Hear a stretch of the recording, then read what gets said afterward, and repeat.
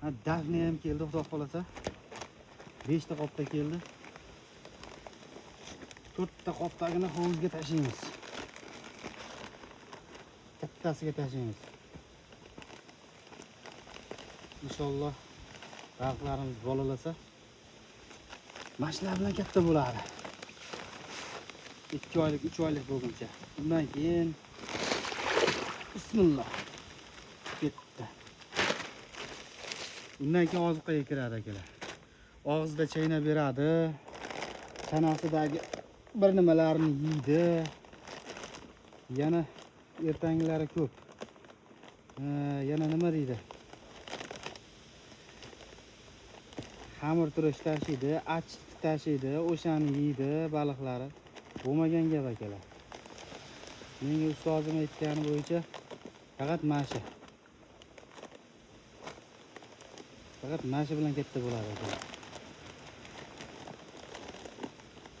Xudo xolasa natijalarini ham ko'rsatib boraman, natijalarini. Mana Dafne qanday bo'ladi deganlarga hozir ko'rsatamiz mana. Ko'rasizlarmi mana? Mayda tirik ozuqa. Mana shu Dafne bo'ladi. Dafne bo'lganda ham oddiy местный Dafne emas. Rossiyskiy magniy Dafne deyiladi. Baligi qishda 40-50 graduslarda minus 20 gradusgacha yashar ekan akalar. 20 gradusdan o'tadi-ku, minus 40-50 gradus bo'ladi. Ana o'shanda urug'i o'sha gradusda ham chidaydi. O'zi o'lgan taqdirda ham hovuzingizda. Bahorga yana o'sha urug'idan ochib chiqib kelaveradi. Havolar isib, yana suvlarimiz plyusga o'tishi bilan. Shunaqangi zo'r, joni qattiq narsa. Rossiyani iqlimiga moslashgan. Rossiyani iqlimini Rossiyada yurgan, Rossiyada turib kuzatib kelgan yaxshi biladi. Qani? Bismillah.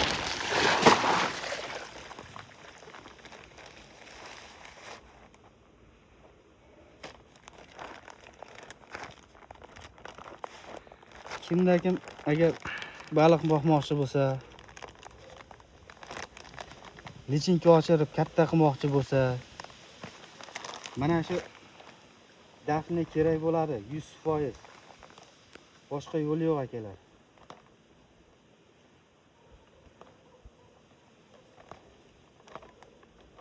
Xudo, o'zingga shukr. Yana qanaqadir savollar bo'ladigan bo'lsa, sizda qanaqadir men aytmagan ma'lumotlar, siz biladigan, men bilmaydigan ma'lumotlar bo'lsa, bir-birimizdan yashirmasdan birgalikda o'rganaylik akalar. Ertangi gaplarga ishonib, kuyib, xarajatga ham, mehnatga ham kuyib qolmaylik. Aytinglar. Bilaman, necha yillik baliqchilar bu videoni ko'radi. Katta baliqchilar ko'radi, akalar. O'lib ketamiz baribir. Bilimlaringni o'rgatinglar.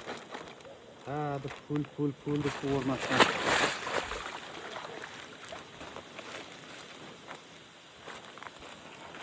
Bular chayqab o'raganda.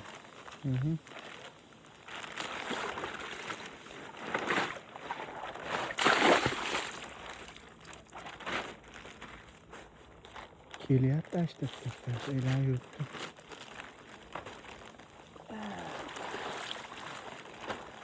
Videolarimiz kimgadir zarracha bo'lsa, manfaatli bo'lgan bo'lsa, akalar, like bosinglar, kanalga obuna bo'linglar. Sizlarning bosgan layklaring, yozgan kommentariyallaring menga sal bo'lsa ham motivatsiya bo'ladi. Kimgadir foydali bo'lyapti ekan, kimgadir naf tegyapti ekan degan maqsadda keyingi videoni olishimga turtki bo'ladi akalar. Bo'lsa menga kerak emas. Indamasdan o'zim qilsam bo'laveradi. Lekin shu ishni boshlamoqchi bo'lganlar, qilaman deb turganlar, shu insonlar uchun foydali bo'ladi. O'zining cho'ntagidan xarajat qilmaydi. mana shu men qilayotgan, biz qilayotgan ishlarni ko'radi. Qilsa bo'ladimikan yoki yo'qmikan? Yana bitta narsa bor.